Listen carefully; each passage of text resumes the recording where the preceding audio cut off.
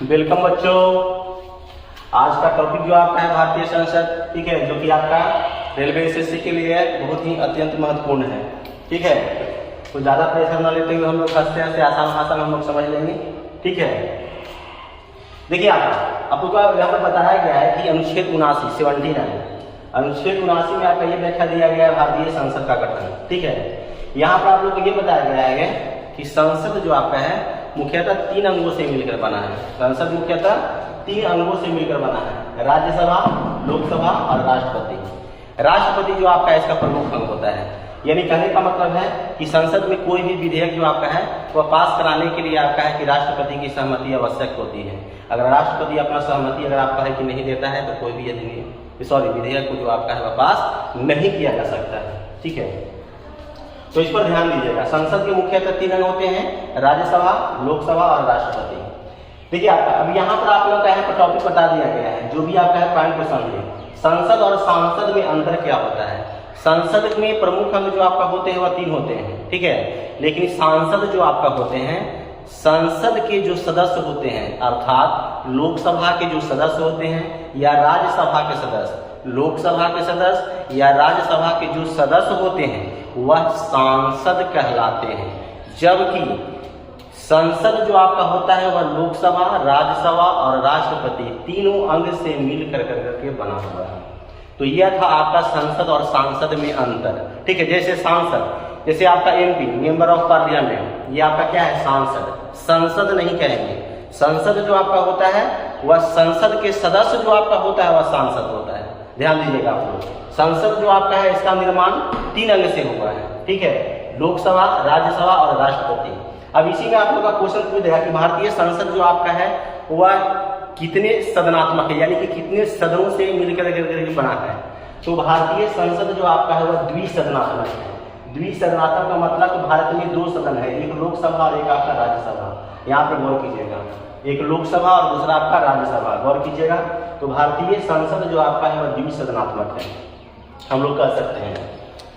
आगे आपका यहाँ पर लिखा गया है संसद के सत्र बुलाने तथा स्थगित करने का अधिकार जो आपका है वह किसके पास में है? तो वह राष्ट्रपति का। ये क्वेश्चन जो आपका है वह पूछते रहता है एग्जाम में कि संसद के सत्र जो आपका, यानी कि लोकसभा हो चाहे राज्यसभा हो, संसद के जो भी सत्र आपका होता है वो आपका है कि सत्र को बुलाने या स्थगित करने का अधिकार जो आपका है वह राष्ट्रपति को होता है। आप लोग नोट कर लीजिएगा दिमाग में। आगे आपका अगला आपका पॉइंट जो आपका है वह ये चीज है कि सांसदों का वेतन संसद द्वारा नियत की जाती है। तो इसको ध्यान में रखिएगा। ये देखिए यहाँ पर लिखा गया है सांसदों। सांसदों का मतलब जो मेंबर ऑफ पार्लियामेंट हो गया, एमपी हो गया, तो उसका वेतन जो आपका है वह कौन निर्धारित करेगा? तो यह संसद द्वारा निर्धारित होता है। यहाँ पर देखिए आप लोग का विभिन्नता आपको पढ़ा रहा है कि सांसद और संसद में अलग अलग चीजें हैं, यानी कि सांसद का वेतन जो आपका है वह किसके द्वारा नियत की जाती है? तो संसद द्वारा। क्लियर?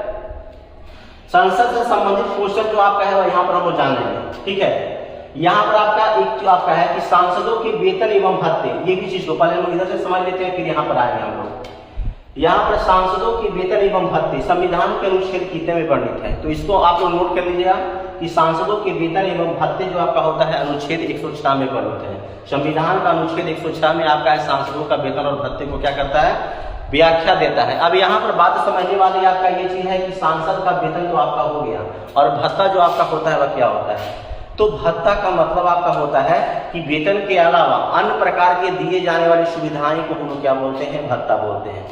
सुन लीजिए, भत्ता किससे कहते हैं? वेतन तो आप लोग को समझ में आ रहा होगा कि वेतन क्या है, लेकिन भत्ता जो आपका है कोई बच्चा को नहीं समझ में आता है, उस कंफ्यूजन को आप लोग ही दूर कर लेंगे। भत्ता का मतलब होता है कि वेतन के अलावा अन्य प्रकार की दी जाने वाली सुविधाएं को हम लोग भत्ता बोलते हैं। ठीक है, तो अन्य प्रकार की सुविधाएं में जैसे आपका है कि मकान का दे दिया फैसिलिटी, बंगला का दे दिया, जैसे गाड़ी का, जैसे बहुत सारे जो आपका है फैसिलिटी आपका दिया जाता है। यहाँ पर देखिए आपका है बड़ा ही आपका है कि ट्विस्ट आपका एक आपका है कि प्रश्नों का उत्तर जो आपको आप लोगों के सामने रखा जा रहा है।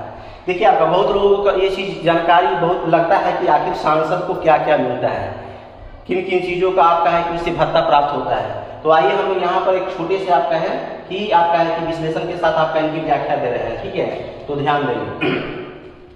यहाँ पर एक चीज आपको नोट कर लीजिएगा कि अलग अलग राज्यों में सांसदों का वेतन अलग अलग होता है। सांसदों का वेतन जो आपका होता है अलग अलग राज्यों में अलग होता है। अभी वर्तमान में सबसे ज्यादा वेतन जो आपका है तेलंगाना का है जो कि 2.5 लाख रुपया, और सबसे कम जो आपका है वो मिजोरम का जो कि 40,000 रुपया। ठीक है, चलिए आगे हम चलते हैं। देखिए आप लोग को यहाँ पर लिख दिया है एवरेज सैलरी। थोड़ा बहुत अगर आप लोग का कोई त्रुटि हो तो इसमें कोई ऐसा मतभेद नहीं होना चाहिए। एवरेज सैलरी बता दिया गया है।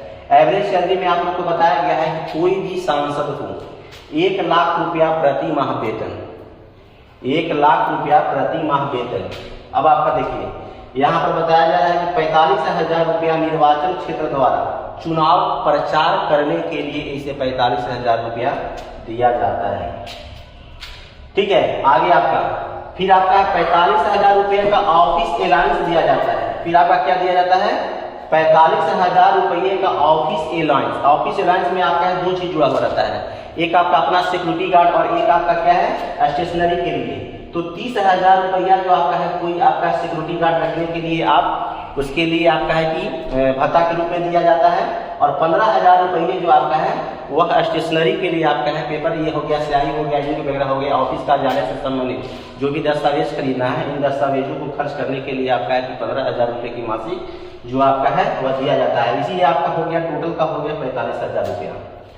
फिर हम लोग समझेंगे 600 रुपया प्रतिदिन, एक दिन इनको 600 रुपया मिलता है। देखिए साफ सफाई के लिए पर्दा वगैरह हो गया, सोफा वगैरह हो गया, या जो भी आपका है कि उसके कमरे का साफ सफाई के लिए आपका है कि 600 रुपया प्रतिदिन आपका क्या दिया जाता है।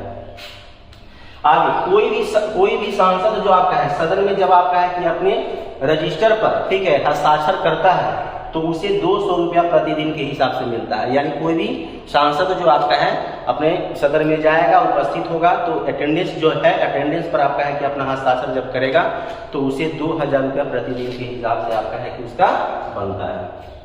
आगे आपका 34 को आपका है फ्री हवाई यात्रा। इसमें आपका है कि उनके परिवार भी आपका आ जाएंगे, जैसे पत्नी वगैरह हो गए, तो ये सुविधाएं आपको मिल गया। और आपका माना जाता है कि जहां भी आपका संसदीय क्षेत्र हो वहां से आपका है कि दिल्ली जाने के लिए 8 हवाई यात्रा जो आपका है वह फ्री मुहैया करा जाता है।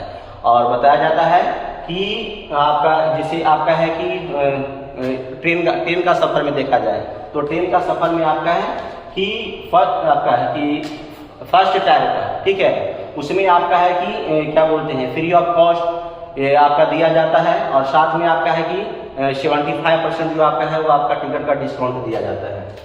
फिर आपका है कि 50,000 यूनिट बिजली फ्री दिया जाता है। एक महीना में 50,000 यूनिट बिजली अगर वह प्रयोग करता है तो समझिए उसकी राशि उसको अपना पैकेट से नहीं देना होगा। ठीक है, दूसरी बात 1,70,000 फ्री कॉल, ये आपका हो गया। अच्छा, आपका क्या बोलते हैं कॉल के लिए मोबाइल की सुविधा में देखा जाता है तो 1,70,000 फ्री कॉल इसकी सुविधा है।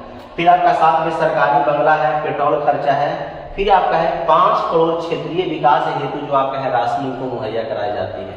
अब सबसे बड़ा खास बात ये चीज है कि इन सभी चीजों पर कोई टैक्स नहीं लगता है। जिस प्रकार से आपका है कि कोई भी आपका सरकारी कर्मचारी जो आपका होता है, चाहे वो राज्य का हो चाहे आपका केंद्रीय कर्मचारी हो, अगर आपको है कि वह कर्मचारी आपका है सरकारी कर्मचारी है तो देखा जाता है कि अपना फाइनेंशियल या इनडायरेक्ट टैक्स को सरकार को भुगतान करना पड़ता है। लेकिन यह सांसद का जो भी वेतन होता है वह आपका होता है फ्री, टैक्स फ्री होता है, कोई भी टैक्स नहीं लिया जाता है। चलिए आगे हम लोग चलेंगे संसद से संबंधित क्वेश्चन। सबसे पहले संसद का निर्माण जो आपका है वह कब हुई? तो संसद का निर्माण जो आपका है 1921 ईस्वी में नींव रखा गया। संसद का निर्माण के लिए नींव जो आपका है 1921 ईस्वी में रखा गया, जबकि 1927 ईस्वी में पूरी तरह से बनकर करके तैयार हुआ। भारतीय संसद का निर्माण का नींव जो आपका है 1921 में और 1927 ईस्वी में यह बनकर तैयार हुआ था। वास्तुकार का 19 होता है इंजीनियर। भारतीय संसद के वास्तुकार जो आपका है वह कौन थे? तो एडवर्ड लुटियंस और सर हार्वर्ड बेकर। ध्यान से देखिए, इसका वास्तुकार कौन था? Edward Lutyens, sir Harvard baker, 2 व्यक्ति थे।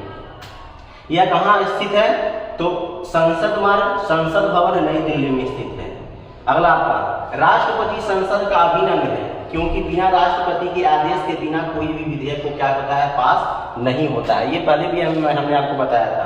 अब यहाँ पर बहुत सारे बच्चों को कंफ्यूजन हो जाता है कि आखिर विधेयक क्या होता है और कानून क्या होता है, तो इसको बारीकी से आप समझिएगा। विधेयक जैसे मान लिया कि आपका लोकसभा आपका क्या है संसद का सदन है और राज्यसभा आपका है लोकसभा, राज्यसभा। थर्ड आपका पॉइंट जो आपका है वह राष्ट्रपति। संसद का भी नंग में 3 है। तो मान लिया कि कोई विधेयक को आपका लोकसभा में डाला जाता है, ठीक है, तो लोकसभा से आपका है कि वह ट्रांसफर हो गया का है कि राज्यसभा को चला जाता है। लोकसभा से यह विधेयक जो आपका है वह पास होकर के कहाँ चला जाता है, वह राज्यसभा को चला जाता है। राज्यसभा पर आने के बाद में आपका, अब यहाँ पर ध्यान दीजिएगा कि जब कोई विधेयक को लोकसभा में जब आपका मान लिया जो पारित किया जाए, ये कोई जरूरी नहीं है कि कोई भी विधेयक को लोकसभा में, विधेयक अलग अलग रूपों में हम लोग पढ़ेंगे, इनमें कोई भी आप लोग का कंफ्यूजन नहीं होना चाहिए। पहले सीधे हम लोग जो समझ रहे हैं वो विधेयक की बात कर रहे हैं, ध्यान दीजिएगा। कह रहा है कि कोई भी विधेयक को राज्यसभा में भी डाल सकते हैं या पहले लोकसभा में भी डाल सकते हैं। तो मान लिया कि यहाँ पर हम लोग सबसे पहले विधेयक को लोकसभा में डाल रहे हैं, तो मान लिया कि विधेयक को लोकसभा में डाल रहे हैं, तो लोकसभा से आपका क्या है कि राज्यसभा। अब लोकसभा से राज्यसभा में जाने के लिए आपका होता क्या है कि इस सदन में के जो कुल सदस्य होते हैं उसके 2 या 3 सदस्यों के द्वारा आपका क्या होता है कि वह पारित कर करके दूसरे सदन को भेज दिया जाता है, यानी राज्यसभा को भेज दिया जाता है।